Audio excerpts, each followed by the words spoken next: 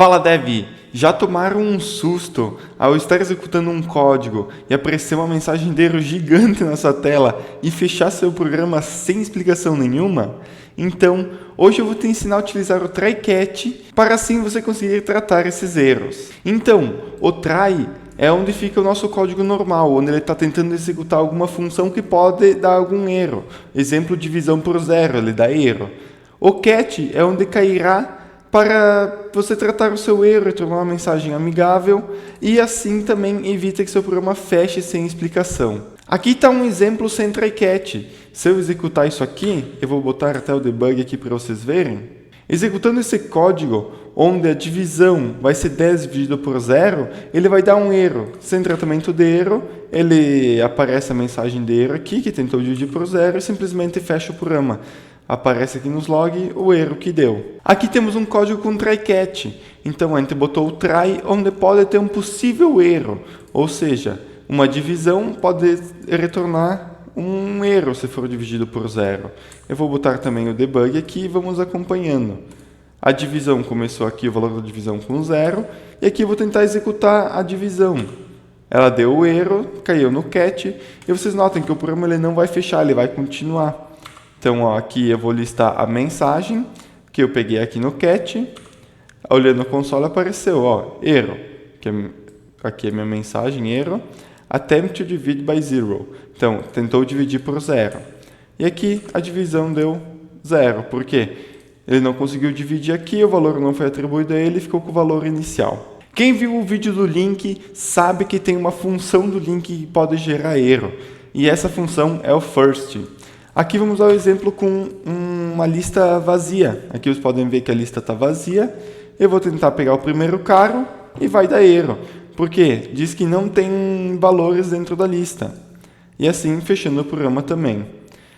Porém, nem todo erro precisa ser tratado com um try-catch. Às vezes um simples if pode tratar e resolver muitos dos problemas. Aqui está o exemplo. Eu tenho a mesma lista vazia. E eu vou testar se a lista é igual a 0, se não tem nenhuma posição nela, se o count é 0. E sim, o count é 0, pois é uma lista vazia.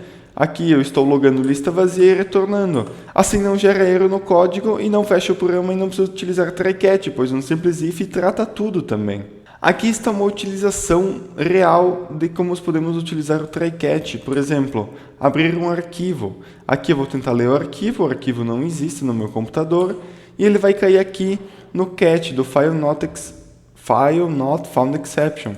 Ou seja, ele não encontrou, arquivo não encontrado, verifica o caminho. E assim, o programa ele não fecha e ainda loga uma mensagem bonita aqui para vocês. Não sei se vocês notaram, mas aqui a gente tem 2 catch. A gente pode ter infinitos catches, depende de cada exception. Por exemplo, esse catch aqui é caso gere essa exceção aqui. Se vocês olharem na função que eu estou usando, que é readoutText, as exceções que podem gerar são essas aqui. Vocês podem tratar uma a uma. Eu estou apenas utilizando o File Not Found Exception, que eu gerei de propósito, tentando abrir um arquivo que não existe. Mas, caso você não trate com esse catch aqui, também não tem problema, pois esse catch aqui ele é o genérico, ele pega todos os erros que caírem ali. Rodando o programa, vocês podem ver que vai dar o mesmo erro. Apenas aqui muda a mensagem, pois aqui essa mensagem ali é a que eu botei manualmente. Então, por que tem outros tipos de catch? Aqui pode ter um tratamento específico. Por exemplo, não encontrou o arquivo? Então, você pode vir aqui e criar o arquivo, ou retornar uma mensagem diferente para o usuário. Se você está tentando ler o arquivo que ele imputou, vocês podem dizer, esse arquivo está inválido. Este é um exemplo. Aqui temos mais um exemplo, onde eu vou tentar abrir um arquivo, porém ele não existe também. Então deixa eu rodar aqui e mostrar para vocês. Ele tentou abrir, não conseguiu. Aqui apareceu o erro. Erro da Yoko, not find file.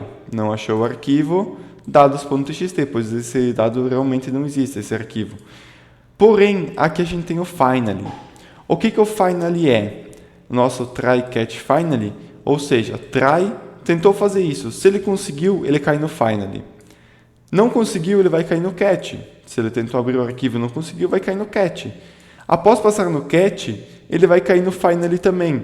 Ou seja, o finally ele passa sempre, independente se ele conseguiu executar o escopo do try ou se ele não conseguiu e passou pelo catch. Ele sempre vai passar no finally. Para que é usado o finally normalmente? Para inserir uma conexão com o banco de dados, fechar a abertura de arquivos, entre outras coisas que mantêm uma coisa na memória desnecessária. Então aqui você se livra. Por exemplo, aqui não adianta deixar o arquivo aberto, dá um file.close e insera. Você limpa a memória desse arquivo. E aqui alguns erros comuns de quem está usando o try-catch de forma indevida. Por exemplo, eu tenho o mesmo código da divisão, porém com um catch vazio. Se eu rodar esse código, vai aparecer a divisão deu 0. E você não sabe por que deu essa resposta aqui. Às vezes não devia ter dado isso. Por quê? Ou caiu aqui no catch. Se eu botar um break aqui no catch e rodar novamente, caiu no catch, porém você não sabe. Você não logou, não retornou nenhuma mensagem. Então nunca deixe o catch vazio, porque você fica no escuro, você não sabe o que aconteceu. Um outro exemplo é simplesmente pegar o catch exception sem a variável aqui é x. Porque daí você não sabe também o que é. Basicamente a gente vai logar que deu erro. Pelo menos agora você sabe que deu erro. Aqui apareceu, deu erro. Porém, você não sabe o que é o erro, você não sabe qual é o exception, você não sabe nada também. Então meio que dá na mesma, você sabe que deu erro. Claro, você já não é tão ruim como antes, mas também não te ajuda em nada. E aqui está o código como ele deveria ser. Aqui tem a divisão, claro que a gente sempre está forçando a divisão por 0 para gerar exception. Então aqui eu estou usando o divide by zero exception, que também é uma exception padrão aqui do próprio C#, que ele diz que se for dividido por 0 ele vai cair ali. Vamos rodar.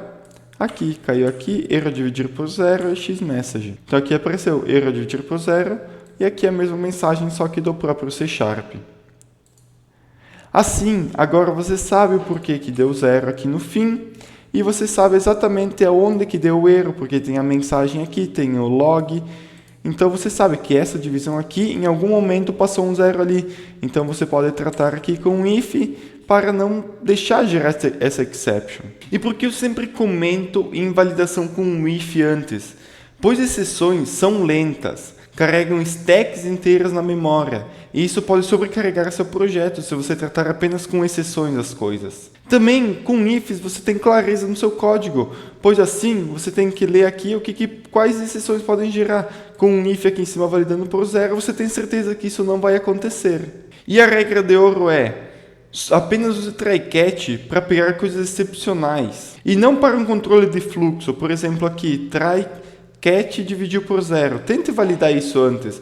O catch ele não tem que ser um if no seu código, um fluxo do seu código. Não é comum cair no catch. O catch é algo excepcional, algo que você esqueceu de tratar. Então, valide sempre que possível com um if e deixe o catch para coisas inesperadas. Então isso é como funciona o try-catch finally. Se você gostou do vídeo, deixa o like e se inscreva no canal para receber mais conteúdos como este.